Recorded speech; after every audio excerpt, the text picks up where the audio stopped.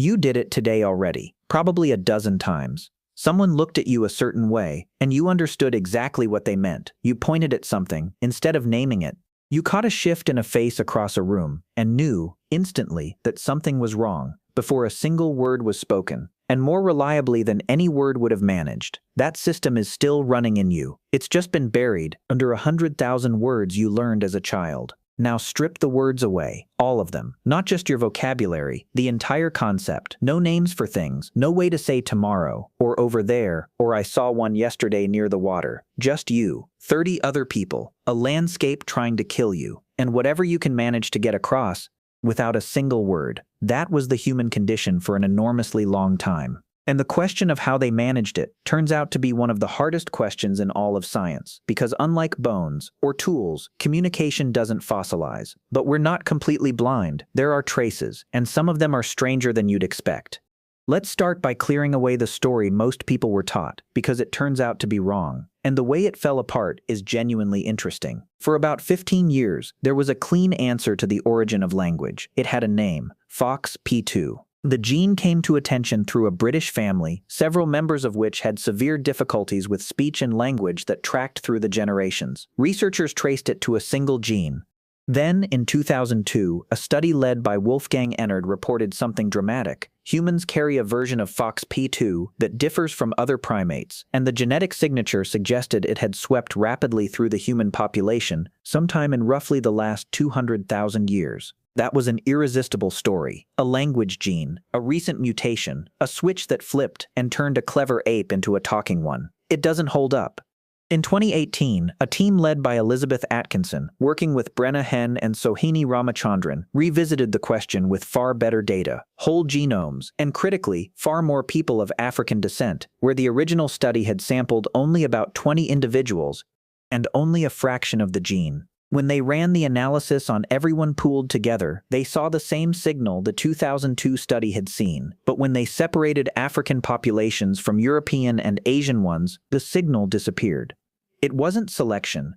It was the statistical shadow of the out-of-Africa migration and subsequent population growth showing up as something that looked like a sweep. The researchers were careful to say this doesn't undo FOXP2's real role in speech. It clearly does something. What it undoes is the fairy tale, the idea that one gene switched on recently and gave us language in a single evolutionary step, which means language didn't arrive. It accumulated. Slowly, over an enormous span of time, out of things that already existed for other reasons. So what did exist? Start with the hardware, because that leaves actual physical evidence. At Kibara Cave in Israel, excavators recovered a Neanderthal hyoid bone in 1989, the small horseshoe-shaped bone in the throat that anchors the muscles of the tongue and larynx. It's essential to speech, and it's almost never preserved because it isn't attached to anything. Its external shape turned out to look strikingly like a modern human hyoid. Shape alone doesn't prove much. A bone can look similar and be used differently. So in 2013, a team led by Ruggero D'Anastasio went further, examining the internal structure. Bone remodels itself in response to the forces routinely applied to it, so the internal architecture is effectively a record of how the bone was used across a lifetime. They found the internal architecture and the mechanical behavior of the Neanderthal hyoid were also very similar to ours. Their conclusion was measured, consistent with a capacity for speech. Then there's the ear, and this one is my favorite piece of evidence in the entire field. At Sima de los Huesos, in northern Spain, a pit containing dozens of individuals roughly 430,000 years old, ancestors of the Neanderthals, Ignacio Martinez, Rolf Quam and their colleagues did something clever. Instead of reconstructing the vocal tract, which is mostly soft tissue and doesn't survive, they modeled the ear, which is bone, and does. Human hearing has a distinctive signature.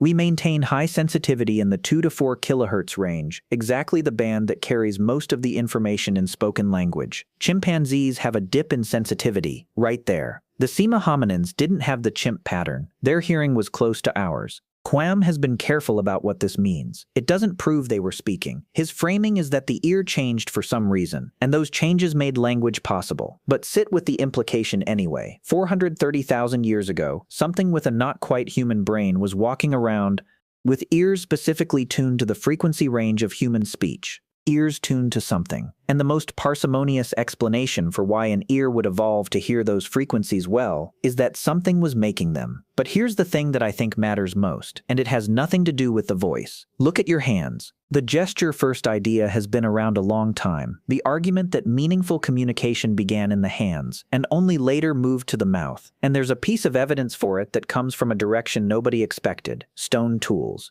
Dietrich Stout at Emory University, working with Thierry Chaminade, ran brain imaging on people trained to make Paleolithic stone tools. The finding is striking. Tool making activates regions that overlap substantially with language circuits, and the overlap grows with the complexity of the technique. Simple Oldowan flaking, the oldest technology we have, showed relatively little. Acheulean hand axe production, the more demanding, more hierarchically structured technique, pulled in more, including the right hemisphere counterpart of Broca's area, one of the core language regions of the brain. Their interpretation is that tool-making and language share a foundation in the same underlying capacity, organizing complex, goal-directed action into structured sequences. Now think about what that means in practice. An Acheulean hand axe is not something you invent alone. It has to be taught.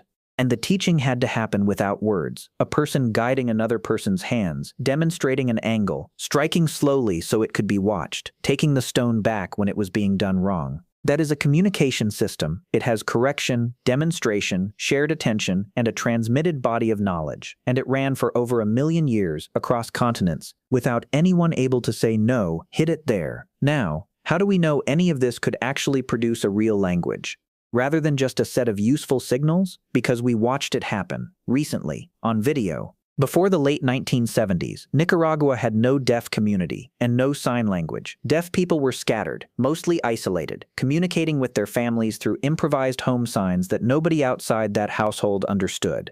Then in 1977, the government opened a special education center in Managua. It started with around 50 students and grew past 200 within a few years. The teachers were focused on Spanish and lip reading, which went nowhere. But the children were together, on buses, in the yard, between classes, and they began pooling their home signs into something shared. The first cohort produced something rough, a pigeon-like system, functional but without deep structure. And then the younger children arrived, learned it, and did something the older kids hadn't done. They systematized it. They introduced grammar the input didn't contain. Each new cohort of young learners regularized it further until it became a full language with its own vocabulary, syntax, and spatial grammar. Anne Sengus, who has studied it for decades, has documented this cohort by cohort. Nobody designed it, no adult taught it.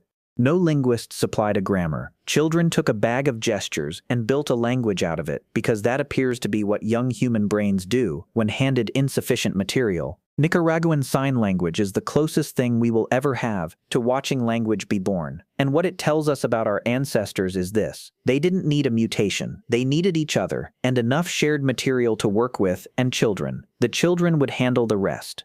There's one more line of evidence, and it's the point where you can actually see thought becoming visible. At Blombos Cave on the South African coast, Christopher Henshelwood's team recovered pieces of ochre engraved with deliberate cross-hatched geometric patterns from levels dated to around 77,000 years ago, with more engraved pieces from levels spanning roughly 75,000 to 100,000 years. They also found dozens of tick shells, deliberately perforated, worn enough to show they'd been strung and used as beads, and in 2018, from a level around 73,000 years old, a cross-hatched pattern drawn on a stone flake with an ochre crayon, which pushed the earliest known drawing back by tens of thousands of years. A pattern scratched into a lump of pigment is not a tool. It doesn't cut, carry, or kill anything. It exists to mean something. And meaning is the whole game. A mark only works if the person looking at it understands that the mark stands for something other than itself, that a shape can carry an idea. That is the foundational move underneath every word you have ever spoken. A word is a noise that stands for a thing.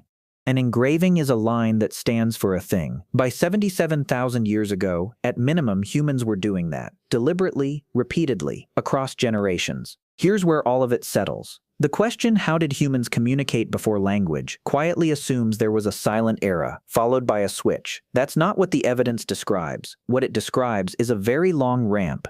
Bodies that could hear speech frequencies hundreds of thousands of years before anything we'd call a word. Hands teaching hands across 1 million years of tool making. Faces and gestures and shared attention, doing the daily work. and marks on ochre, showing that meaning had already come loose from objects and started living in symbols. Language didn't replace any of that. It was built on top of it, and the older system never went anywhere. You still read faces faster than you read sentences. You still point.